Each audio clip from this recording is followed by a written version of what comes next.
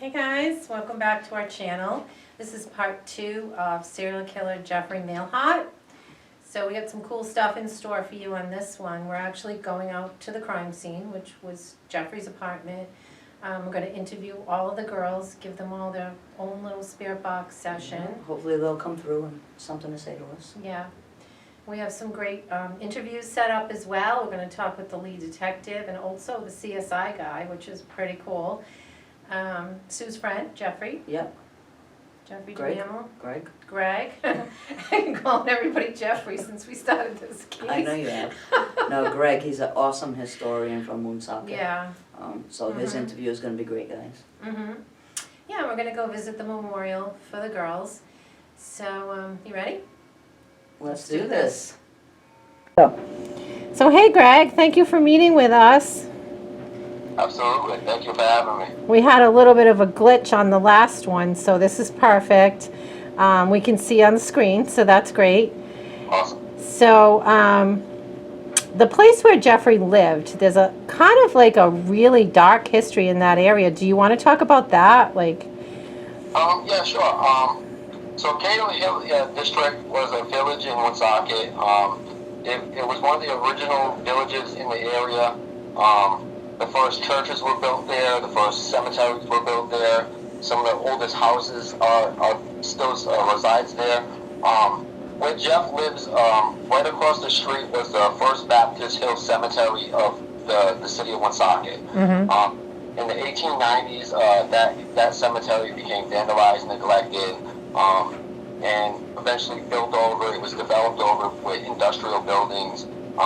So the area had seen a lot of neglect and a lot of vandalism, and from then it was always a bad history. It was always there was always something going on. There was crimes, murders.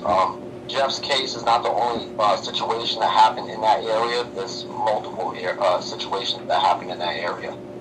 So Interesting. Yeah, it's always had a bad vibe to it. You can actually feel it when you go there, you know? yes. So you were saying too as well that the whole area right across from there was all cemetery. Yep. Over 100 burials. Wow, that's a lot. Yep. That's a lot. So you also have a really cool story you were saying as well from one of Jeffrey's childhood friends. Yes. I work in a kitchen, and his name's Paul Gravel. Paul Gravel grew up in Woonsocket in the Burnham district. This was around Park Ave, where Jeff had grown up, where Paul had grown up. All his friends all got together and they used to have parties. It was right down the strip club from the strip club that Jeff had frequented. So they were all a close-knit family, friends, and they would all hang out and party. Paul had a situation where while he was a kid, they were riding bikes and hopping trains. They were just hopping on the train, holding onto the train, and they would jump off just for a free ride. Fun and games. Paul held on too long on the train, and it eventually got to a point where he had to either jump off or he was going to be in Worcester. So he jumped off, and he jumped off at a bridge. His whole body, his whole torso, basically got split in half. As he lay bleeding out, the first person to come to his rescue was Jeff. Jeff went and sought medical attention. He went to the Blackstone Police Department, which was right down the street from where the train tracks were. Sought medical attention, sought the police assistance, and he ultimately saved Paul's life. Without Jeff, Paul would be dead right now. That's incredible. Wow. It really is. He took all those lives, but he saved a life as well. Yep. It leaves you a question. It's how do you go from saving a life to taking lives? It's unbelievable. Yeah. I think it's who he thought worthy to live, in his mind. Yes. From when Jeff was doing his confessional with the police department, he had said that the family of the three women that he took their lives, he said that he felt that he was doing them a service by taking their life because they had nobody. during his trial, the family members of all three of those families, the three girls, they stepped up and they basically threw it in his face and said, look, they did have families, and what you did was, it was horrendous. You didn't do them a justice. And unfortunately for Jeff, that was an excuse that, unfortunately, it was disgusting. It should have never been. He should have never said it, and he should have never thought that way. But it leaves a deeper question. What makes you think that you can take somebody's life? What makes you feel like you have the power to do so? Right, like he was playing God, yeah. That's what it is Exactly. for. Yeah. Yep. Yeah. Do you have any other Jeffrey stories? On Grand Street, right down the street from where they used to party, there was a friend's house. This is Audrey Harris. Audrey Harris was at this house. I believe she was with her brothers. I believe it was her brother's house, if I'm not mistaken. He lived on Grand Street, and they would all party there. This is the book The Ripper talks about an old Indian burial ground. This old Indian burial ground is Vernon Cemetery. It's on Logie Street in Woonsocket, right down the street from the strip club that they would frequent. That old Indian burial ground was said that it may have said to been a place where Jeff had disposed of the bodies of these individuals. The police had searched the grounds. They had found shoes. They had found clothing scattered throughout the area. 2 years ago, this whole story sparked my attention on where this old Indian burial ground is. So through documents from the Historical Society in Woonsocket, it brought me to Vernon Cemetery. It's the oldest cemetery in Woonsocket. It's the oldest common burial ground. It was for poor people. It was for there's old field stones which predate to the 1600s, which make sense of why it was labeled as an old Indian burial ground. We started restoring that cemetery, lifting up gravestones, searching for gravestones, and we found exactly what the police had found: shoes, clothing, all scattered, homeless people encamped out. I met with one of Jeff's friends, Steve, who had a ghost story that he shared with us, where Jeff had visited his home, and he picked up a little medallion that had a name on it. Her name was Sarah, and Jeff had brought it to the house with Steve, and immediately when the medallion went into the house, they started experiencing paranormal things in mirrors, shadow figures, voices. Apparently, Steve was sitting on the couch, and Jeff and Paul were in the house at the same time in a separate room. Steve was talking to somebody, a little girl that he claims was sitting on the couch with him. A strange girl walked in the house. They did not know who it was. And Steve and Jeff and Paul walked into the room wondering, Steve, who are you talking to? He said, I was just talking to this little girl.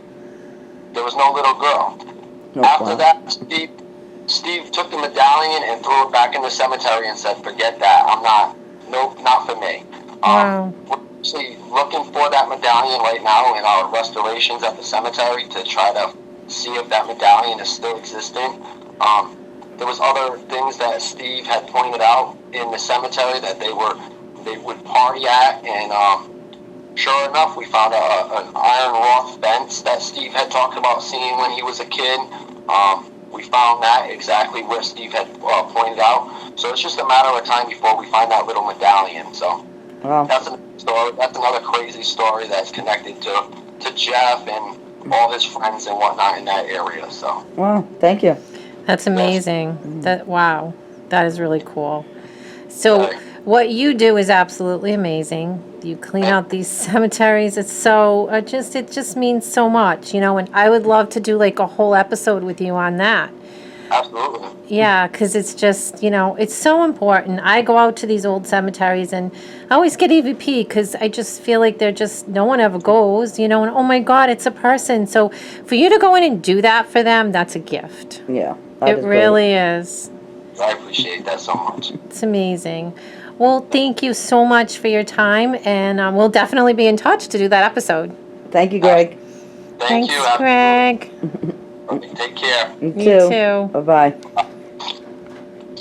So, Go ahead. Stephen and Gerard, thank you so much for joining us tonight. We really, really appreciate it.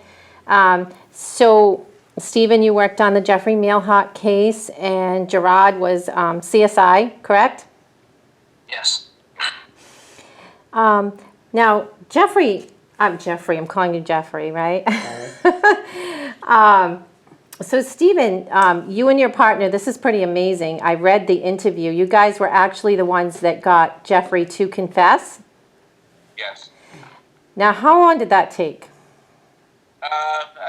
Maybe an hour and a half, 2 hours. Wow. 10 years ago, maybe Jerry watched the tape recently. Maybe he can shed some light, but it was about 2 hours, I think, right? Yeah, under 2 hours. Like an hour and a half to 2 hours. Wasn't long at all. It was amazing. Wow. So maybe he was wanting to confess. I'm sorry? I said maybe he was wanting to confess. That's one of the avenues we used with him when we were interviewing, how it was eating him up inside, how he was basically a good guy, kind of breaking him down a little bit, getting him to think about his mom dying, thinking about, the girls, if they weren't, didn't get a burial because we never had any bodies or anything like that. So yeah, I think he wanted to get it off his chest. The Attorney General at the sentencing, when he pled guilty, actually even said that he feels like Mailhot did actually have some remorse. Wow. Now, do you think he had remorse for the victims or just the victims' families? From what he told me, and my partner Ed Lee, he had just an uncontrollable urge, and he knew it was wrong. He knew it was bad, but he couldn't stop himself. It's almost like a voice telling him, or something really compelling him to do it. So I think he did have remorse. Hard to tell. I mean, without being inside his head, he didn't give any indication that he was lying, and he apologized to the family about what he did. He actually wanted the death penalty. The death penalty, but Rhode Island doesn't have that. And he didn't appeal anything. He pled guilty, so he took responsibility. Wow, that's One crazy. of the redeeming characteristics, I guess. Right, exactly. Because, from what I've heard, he was well liked by everyone. He was, in fact, when we picked him up, we had an arrest warrant for him attacking a couple of other girls who didn't die, who picked him out of a lineup. And when we picked him up, I immediately recognized him from one of the local restaurants / bars that he was Wow. always in. wow. Like karaoke night, karaoke, however it said. Mm-hmm. But it was a pretty popular bar in the city, and I definitely recognized him from there. I didn't know my name, but when I saw him, I definitely recognized where I knew him from. Wow. That's Wasn't that crazy. woman medicine? Now, do you think he killed more than 3 people, or do you think he was telling you the truth? He seemed pretty adamant about that. I can say this. I had a Boston detective call me up and ask me, and he was asking because he thought the same thing. Is there more people around here? Is there more people? When I spoke to Jeffrey, I said, hey, look, is there more people? I mean, you've just admitted to 3. Are there more people out there or more girls out there? He said, no. Like, well, how are you going to convince me of that? And he said, I just confessed to 3 murders. What would be the difference if I confessed to however many more? There isn't any more. Right, exactly. And we did follow up. I mean, we called around, made sure other departments aren't missing. Boston didn't have anything that really matched it. And they usually work close with the Mass State Police Task Force. We had the state police involved in our case, so there was no other cases in the region that fit the description. So I think between me, Jerry, and Eddie, I think we probably stopped him. He did tell me he would kill some more people if we didn't catch him. He definitely told me that. Right. But I think we stopped him before he got past 3. Thank God. And he actually thanked us for catching him because he was afraid he was going to do it again. Right. And didn't he keep asking you guys, like, what's wrong with me? What's wrong with me? And you were like, well, we're not psychiatrists, so we can't tell you what's wrong. Yeah. Gary can speak to that. Again, it's been 10 years since the interview. I don't remember exactly, but he teaches a class. Jerry teaches a class in what's criminology, right? Criminalistics, Forensics. forensics. Forensics. And he just covered it recently. So go ahead, Jerry. You can tell him what you saw in the. Yeah, well, I didn't watch the whole video because how many hours did you end up doing? Well, I had to go do all the paperwork. Well, after he confessed, well, Eddie had got there and cut the shit with him, but. Yeah, he ended up, part I watched, he denied everything at first, and then you slowly worked him until he finally confessed to everything. And when he finally confessed, it was like no emotion. He just talked about it. Talked about when he dismembered the girls, and then he talked about how many body parts there were, and he was like counting on his fingers on how many body parts each girl was. So it was just strange to watch. Wow. But they weren't recovered. But they only found just part of someone, right? In the landfill? One of the girls? We found the last victim. I don't know if how familiar you are with the case that you. Stacy. Stacy was what you found, right? Yeah. Yeah. Right. We found part of her, but it's interesting how we were able to find her because the state landfill actually, and I didn't know this before this case, they can track your garbage obviously for weeks and months. They know exactly where your garbage goes. Well, not exactly, but within a general area. And we went in there. We told him that what he had done to Stacy, and he gave us an area of about 100, maybe 100 feet by maybe 50 feet. And he said it could go down as far as maybe 50 to 60 feet deep. Wow. We just started digging. They were pulling it out. We digged through it all, looking for. Because he had described in the interview, he had described the trash bags that he used, the color and tape, and all that stuff. So we were looking for those bags. So as we're going through, we're looking for the Woonsocket Call, the local paper. And as we got closer to the date, we knew we were getting closer to that. But we were able to get hers because it was so close. When we asked about the other two girls, they're like, it's been way too long. It's like, it's buried. We could do it. It's buried under half the mountain, basically. Yeah. Even Stacy, I mean, I don't want to. I want to be careful because I don't know if her family's going to watch this or whatever. But the remains were really not in good shape. I mean, Yeah. and that was only after a couple of weeks. So after 6 months to a year, or almost a year and a half for the other two ladies, it would have been almost impossible to find anything. Right, exactly. Yeah. Now, Gerard, you were one of the first people to go into Jeffrey's apartment after he was arrested. Yes. So how did it look to you? I heard he was so particular about everything. Like I said, I usually say a crime scene looks like a crime scene. This didn't look like a crime scene. Right. No need. He was like bordering on, well, not even bordering, like OCD. Everything was arranged. Like his dishes were arranged and color coded and size coded. It's I'm walking in there, and at first I didn't believe he was the serial killer. So we're just looking for evidence for the two assaults on the two other girls, the two other prostitutes. We're looking for a ring and a leopard skin coat.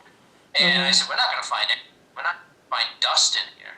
Wow. And I walked through with Steve and Eddie to see the apartment before they go to speak to him. And it looked weird. It was so neat, but in some parts, like the rug was filthy and his couch was all ripped up. So I kept asking, I was like, do two people live here? Because it's almost like it was two different people. Wow. Like one guy that, color codes and folds his socks, and the other guy that, sits on a filthy, ripped up couch. Oscar and Felix, yeah. It's just strange seeing. Wow, that's insane. That's crazy. Wow. So. He had his DVDs alphabetized too. So one of the things that I always remember about it, like like the EVP. There was like quite a few DVDs. They were all advertised. It's still weird. He's right. It's a weird apartment. Weird being in there. Now, just a quick question. When you're facing the house, I know his apartment was on the second floor, but was it on the left or the right? It was on the first floor. It was up off the street on the first floor and on the right as you're looking at it. Oh, I don't know why I thought the second floor. So he lived on the first floor then. Yeah, but there were some steps you had to go up to it, so because the way the land was. Right. He was on the first floor. Right, yeah. We went there the other day just to check it out. So what did you end up finding? I heard you sprayed luminol in the bathtub, in the bathroom? Yeah, after Steve and Eddie got the confession, then we had to wait for the search warrant because we had the search warrant for the assaults on the girls, but we didn't have a search warrant for the homicides yet. Right. So once we got the search warrant for the homicides, that's when we started looking closer for the blood. We ended up spraying luminol in the bathroom, and the floor with like 1-inch mosaic tiles with grout in between. And we ended up, when we sprayed the luminol, you could see that it was a significant puddle of where the blood was, which is good because he could have always just, explained away to blood drops. Yeah, the girls were in my house and they bled. One had a bloody nose, one self-shaven. But once we found the luminol, we found that significant pooling of blood. No way that a defense attorney could have said that, yeah, it was just a small amount. This was like life-ending amount of blood. Right. Wow. And so we found some blood stains, and finally we ended up ripping up the bathtub. That's when we found, 3 big blood drops, and the center of those blood drops, the biggest of those, came back in the first 2 girls, Audrey Harris and Christine Dumont. So we ended up finding forensic evidence that put all 3 girls in that apartment. We got the remains from the landfill for Stacy, and we got that 1 blood drop that had the combined DNA of Audrey Harris and Christine. Wow. Now, did We you... also found, Shop Eye Jerry there found a little dab of blood on a piece of paper on its fridge that had all his holidays, and it was right next to the July 4th holiday, which had just passed. And when we were interviewing, we kind of correlated with what he was saying, how he was cutting them up, and then he would break, drink a beer, walk around his kitchen or whatever. Right.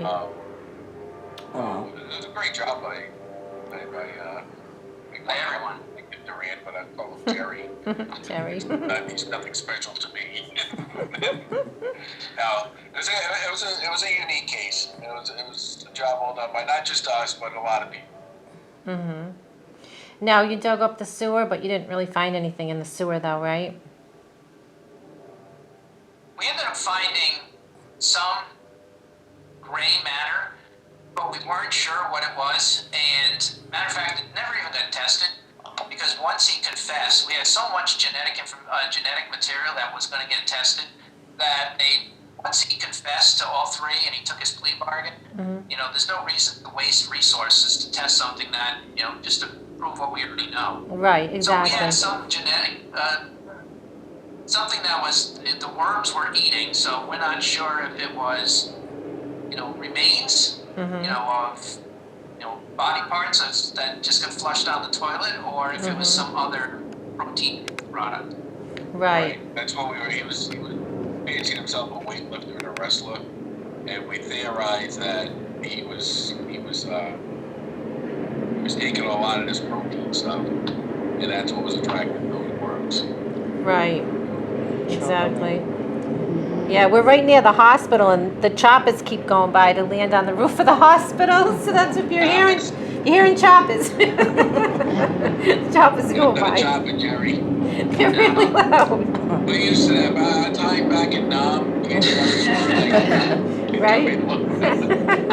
Ask them about the girl that escaped. They think she talked her way out of that by saying Now, there was that one, the girl that escaped. Now, she was the one that actually turned him in and came to you guys. But she didn't actually. It's an interesting story how that happened, and it's actually how I got involved in the case. because I had just come up from patrol. I was done maybe 2 months, I think, and we had an anonymous call that said you might want to go talk to Jocelyn Montel, prison. She might have information. And they hung up. I'll skip to the chase, and that phone call ended up to me. So I found a vice detective. His name was Danny Turgeon, and we went because she was known to be into prostitution and drugs. So we went and talked to her at the prison, and she described the guy that had attacked her in a general neighborhood of Cato Street. So once we had that general area, we started pulling all our past reports for Cato Street area. We came up with East Morris, and then another group of detectives went to speak to her, and she said the same thing. She got attacked in that area. So what we did was we contacted the registry, and we got actually the first thing we did was we narrowed down the house that Keith was in, because she had given an address. We got the name of the person who was in there, which ended up being Jeffrey Mailhot. He had no criminal record, so we went to the DMV, and I got a picture of him, and had him email it to Jerry. Jerry took the picture and made an awesome photo lineup, which me and other detectives showed to the ladies who were attacked. And they said, yeah, that's the guy who attacked me. But once they positively ID'd him, I was able to type up a search warrant and an arrest warrant for him for the assaults. Both had said they had left stuff behind in the apartment, so that's the reason we got the search warrant. So while me and Eddie sat on his house one Friday afternoon in August, waited there for hours for him to come home. When he came home, we arrested him. We took him right to the station, served him the arrest warrant and the search warrant for the house. Jerry went in, did the search of the house, and while Jerry was doing his search for that assault with a dangerous weapon or felonious assault, that's when we were getting him to confess. That's one of the reasons why we had to kind of really make sure that we get it in there fast. We couldn't sit there with him for 12 hours because it's kind of a funny story. Jerry was ready to go on vacation that day, and he was like, when we told him he had to go process the house on a Friday afternoon, he was like, your sons are bitches, I'm out of here. So he was ready. When we called him and said, hey, he just confessed to the murders, he was like, what? I'm like, he just confessed to murders. He goes, I was about to pack everything up. I'm getting ready to get out of here. Jerry. Fast, he had to cancel his vacation, and thank God he did, because the other guys were good, but Jerry was our best guy in that department for CSI and forensic. But yeah, so it was the girls who survived who actually gave us the tip and made sure that he went away, and we were able to connect everything else. I guess the rest is history, or the rest. You read the story, but It's odd that he let her go. Like, somehow she was able to talk her way out of it, it sounds like. well, not exactly talk. Keith Morris actually jammed him in the eye with her thumb. Yep. It was a fight. She was fighting, and if you knew Keith Morris, and if you there is a cold case. I don't know if you're aware of this, but cold case files. Mm-hmm. Did a show on this years ago, and if you see it, you'll be like, oh, all right, this girl's tough. Mm-hmm. She was tough. She was a street girl. She knew how to survive, and she pretty much decked him, I guess. I mean, she gave him in the eye with a thumb, broke free, and at the same time she was begging, please, please, I'll never say anything. And eventually he got tired of getting beat up by her, I guess, and said, Jari, just get out. Wow. And she left. Oh, wow. And Jocelyn, kind of the same thing. He grabbed her. She struggled and got out. He didn't let him go. They fought their way out. Well, thank God for that, because who knows how many more people he would have killed. Mm-hmm. He definitely would have, his own words were, he would have killed more people. Yeah. But not his girlfriend. That's interesting. Yeah, his girlfriend that he had, I guess, for a while, he never harmed her, which was kind of odd. No, because the first girl that he harmed was an accident. He kind of had, Audrey, if you want to describe that picture we found of him with his stroking finish. Yeah. yeah. When we were in the house, we're looking for any sort of evidence. And he found a stack of photographs, and they were the most boring photographs you'd ever see. It was like he was a big motorcycle guy, like he loved his Harley Davidson. And so there's pictures of foliage and him on a Harley, and almost no people in the photographs. And there was one photograph that was there was 3 photographs that piqued our interest. One that, Steve and Eddie ended up taking to confront with. The photograph of him shirtless, wearing one of those, like, Mexican wrestling masks, the one that just has the eyes and the mouth cut off? And he's got, like, a stuffed gorilla in a chokehold. Oh, that's creepy. Oh my Big God. wrestling fan, Outrageous that's right. picture. Yeah, right? Oh, so Yeah, so eerie. he had that choking fetish, and the first girl, what happened with her is that he brought her into the house. He started choking her because he got into the choking thing. He didn't mean to kill her, but he choked her when she kind of collapsed. You saw her wheezing on the floor and like coughing and like seemed like she was really, really injured. And then he got scared. He was drunk, and then he finished her off by putting a pillow over her and suffocating her. But he didn't go in. He didn't pick her up with the intent. The first girl, he didn't pick up with the intention of killing her. Right. He put her in the bathtub. Well, actually, he drove her on the city with him. He threw her in his car for a little bit, carried her out dead, threw her in his SUV, drove around, but in a city environment, not a lot of places any time of day you can get out and the body. He brought her back to his apartment, threw her in the bathtub, and then went to bed. When he woke up, he told me that he felt that it was a dream, that he was drunk, and he was like, oh, wow, that was good. Then when he wandered into the bathroom to take his morning pee, he saw her laying there. Wow. And then he kind of freaked. So Right. then did you hear this part of the story where he decided that he tried to figure out how to get rid of her, so he remembered The Sopranos? Yes. Yep, that episode of The Yeah. Sopranos. Yes. Yep. Yeah, where I forget what his name is. Tony. No, Ralphie. Yeah, Ralphie. Remember the scene with Ralphie when we all found out Ralphie was bald. But he remembered that, and he thought that that's what he was going to do. So he decided to start cutting them up, put them in bags. Right. Drove them around the city, dumped them in different dumpsters. But then he didn't do anything for a year. Right. But he started to he had this urge, and he started to think, you know what, I got away with it. Nobody even knows what happened. Nobody even misses her. He assumed that nobody misses her. Right. It could be wrong. It could be further from the truth. So he did another one a year later. Got away with that one. And then on the third one, it was only 6 months. So that's one of the things that piqued all of us who were working on it, that, hey, he's getting closer together. And that's a telltale sign that a killer's getting more comfortable with what he does, or what she does, but in this case, he. Right. So he if we didn't catch him on this one, he may have killed another girl in 3 months, and then killed a girl every month after that. That's usually the pattern that it goes. Jerry, you can stop me at any time if I'm going wrong. No, you're 100% right. So the lucky thing was I had a really good relationship with pretty good relationship with the chief of police, and me and the chief went over to visit the mayor one day and said, hey, look, you got to put people on this. You got to let us work this. You got to give us overtime. You got to do whatever, because we think this is what's going on. And to her credit, even though I disagreed with her on a lot of other things, to her credit, she was like, do whatever you have to do. You know, don't scare the public right now until we know what's going on, which is expectable. I mean, we're going to put out an announcement or anything. But, yeah, so it started off, I guess, the roundabout way of what I'm trying to say, I guess, is started off by a mistake, and I think he was progressing to where he would have been pretty prolific if we didn't get him. Right. So thank God you did. Thank God for that for those girls, that came forward, because otherwise, Do you have any questions, Sue? No, you're pretty much asking what I was going to ask.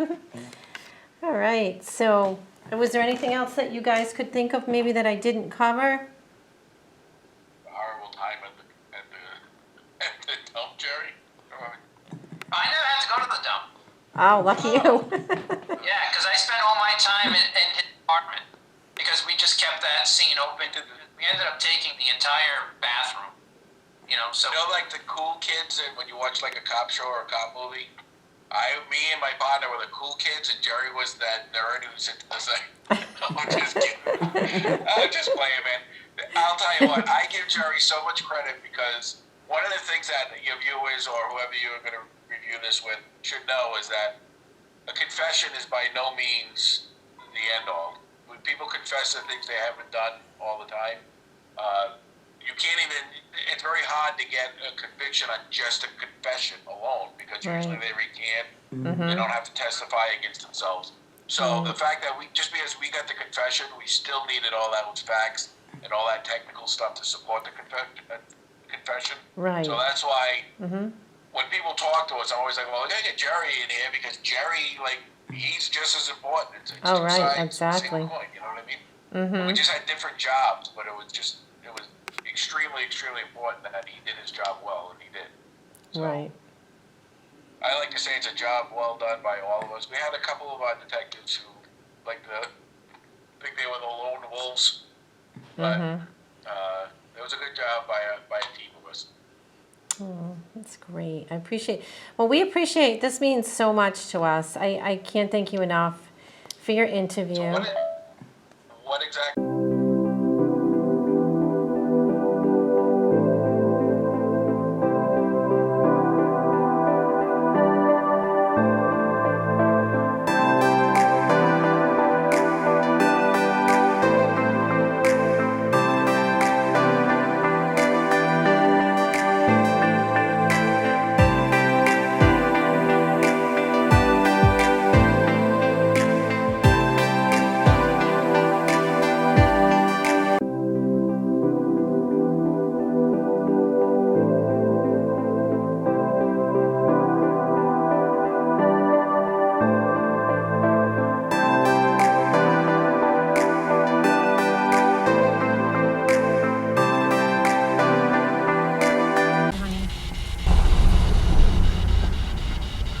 Christine, can you come through and speak to us?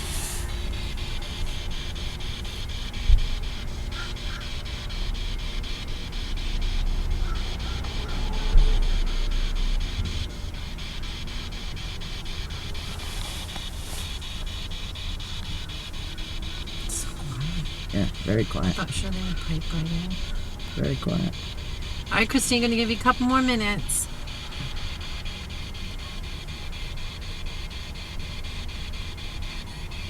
Okay, I just heard her. I did too. So Christine did come through and said hi.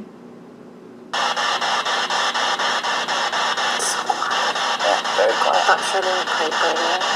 Very quiet. All right, Christine, going to give you a couple more minutes.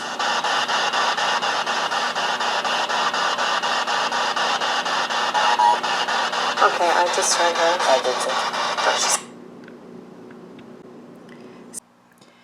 So this was Audrey's session. She came through very briefly and said hi.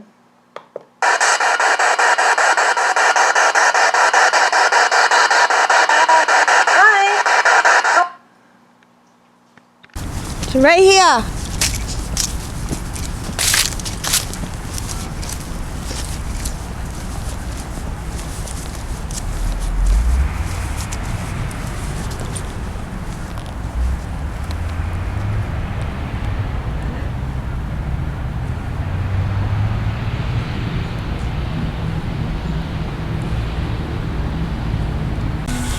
It's cold. Hi. We're here to speak to Christine, Audrey, or Stacy. We're at your memorial. Very nice.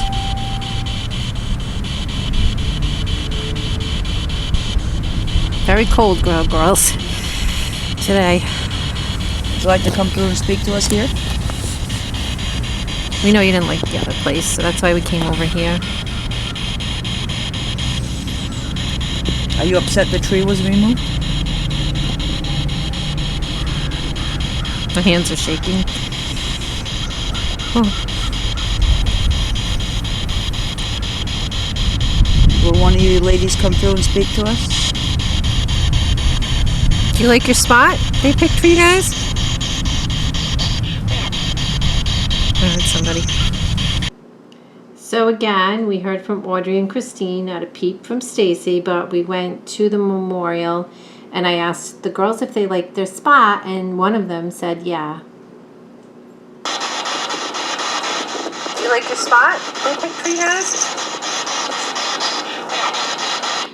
So they were around. So guys, here's the plaque for the girls. It says, with loving fond memories, we dedicate this tree to Christine Dumont, Audrey Harris, and Stacy Goulet. So rest in peace, girls. Unfortunately, the tree has been removed. Yeah. Very sad, but at least they still got their memory, which is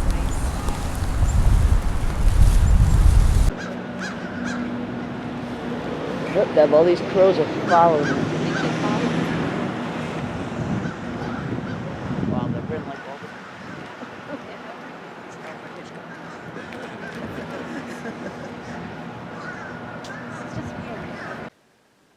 So guys, that was a wild ride, quite the case. We went to visit the crime scene. The girls, I heard a little bit from each one, but when we went to the memorial, I asked, you know, do you guys like your memorial? And one of them did answer very clearly, yeah. That's good. So they weren't as talkative as I had thought they would be, but that's okay. I think that's a horrific thing to talk about, and I'm sure they don't want to even think about it anymore. So I appreciate the little bit that they did come through. The crime scene was extremely creepy, had quite the vibe to it. Sue has a friend who's a local historian, and he goes and he cleans out all the historical cemeteries, and he actually gave us a nice interview. Yep, Greg. Greg. Thank you so much, Greg. We really appreciate that and your time. And he was saying how that particular neighborhood always had a very strange vibe to it. Even back to the 1800s, there were a lot of murders. There was actually a cemetery across the street from Jeffrey's house, and he believes that some of the bodies did get left behind. Isn't that what he Right, said? because sometimes back then they would actually just move the gravestones and leave the bodies there. Yeah. So there's actual buildings on some part of this old cemetery that very well could have bodies underneath it. Yeah. And it was just creepy. The crows were all over the place, and just a really creepy vibe to the whole. It kind of looked like a crack house to me these days. It did. I think it is now. I really do. So and it's funny because I think the people that live there now have no idea of what happened, because somebody did come out and Sue mentioned something to him. He's like, "Well, what are you talking about?" Yeah. You know. So not the greatest area, but you know, it was. It's always been like that. It's always been a creepy area. We had our interview with the detectives. That was really interesting, and we also got the CSI guy that was on the case, so that was great as well. Yeah, because like they told us, I mean, you can actually get a person to confess, but if they recant later on, without that forensic evidence, they actually could walk. Right, yeah. Yeah, it's true. And Sue and I watched an interview from the woman who had actually turned Jeffrey in, the one that he tried to strangle, and she escaped. And she said, and it was odd the way she explained it, she said he was perfectly fine and, you know, just a gentleman and great. As soon as they got in his apartment, she's like, he snapped. She's like, there was nothing behind his eyes. Like, he was like a different person, and that's the way he described himself to police. He always would say, like deadpan. Yeah, he would say, there's something inside of me. Something inside of me. And I do think she perhaps talked her way out of it, because he always said the victims were killing themselves anyway. But she said, you know, I'm really going to make it in life, and I'm really going to, you know, get better. I'm going to take care of my kids. So. I think between the talking him and the fighting back. Right. I mean, I don't think one or the other may not have let her Right. go, but Exactly. the combination of both. Yeah. So these cases are hard. This is the second one we've done, and I don't sleep when we do these cases. And I know Cindy, our little camera girl, she doesn't sleep either.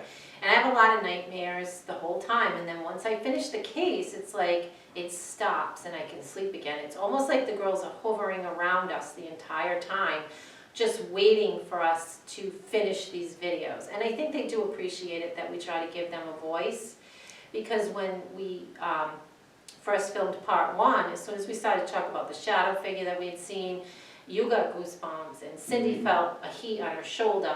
That, I believe, was the girls. You know, they were watching and they hover around. So I am so relieved that this is done. I mean, I like doing it because I like giving these girls and these victims a voice, but it's hard, and it's all you think about until you finish the case, and it's not a pleasant thing to think about. No, I mean, It's really not. we might wanna do a good-natured story next time too. Yeah, next time will be fun. We're gonna plan something really fun Maybe, next time. we're actually coming to you from Maplecroft, maybe we'll do a little video on the carriage house. That'd be awesome, yeah, Yeah. because no one's actually been up in the crawl space, so we'll send our little camera girl up there and So, see what we can find and talk about the carriage house. That would be a lot of yeah, fun. little feel-good video for once. Yeah, exactly. Give ourselves a little bit of a break, so Mhm. that'll be good. I think that about covers it. I don't really think of anything else. So he's currently still serving time. right? Yes, yep, he is still in prison. Yep. So I would like to have interviewed him, but because of COVID, the prison is on lockdown.